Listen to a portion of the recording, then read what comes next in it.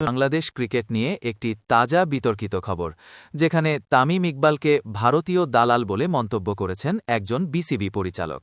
চলুন দেখি মূল ঘটনাটি কি।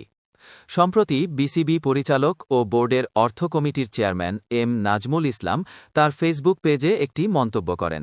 সেখানে তিনি সাবেক অধিনায়ক তামিম ইকবালকে ভারতীয় দালাল হিসাবে উল্লেখ করেন।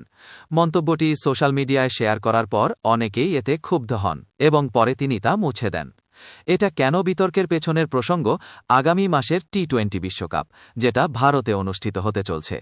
বাংলাদেশ ক্রিকেট বোর্ড, বিসিবি ও সরকারের অবস্থান নিয়ে আলোচনায় রয়েছে যে বাংলাদেশ দল হয়তো ভারতে খেলতে চায় না। তামিম তার মতামত দিয়েছেন এবং তার বক্তব্যে কিছু স্পষ্ট প্রকাশ করেছেন।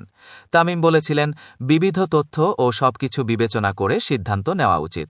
মুস্তাফিজুর রহমানের আইপিএল থেকে বাদ দেওয়াকে দুঃখ হিসাবে উল্লেখ করেছেন এবং বলেন, যদি আমি বোর্ডে থাকতাম, আমি ভবিষ্যৎ ও ক্রিকেটের সামনে রেখে সিদ্ধান্ত নিতাম।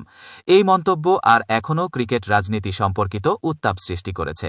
অনেক বিশেষজ্ঞ মনে করেন, বর্তমান পরিস্থিতিতে খেলোয়াড়দের নিরাপত্তা, আইসিসি বিসিবি সম্পর্ক এবং আন্তর্জাতিক সিরিজের অংশগ্রহণ সবকিছু গুরুত্বপূর্ণ।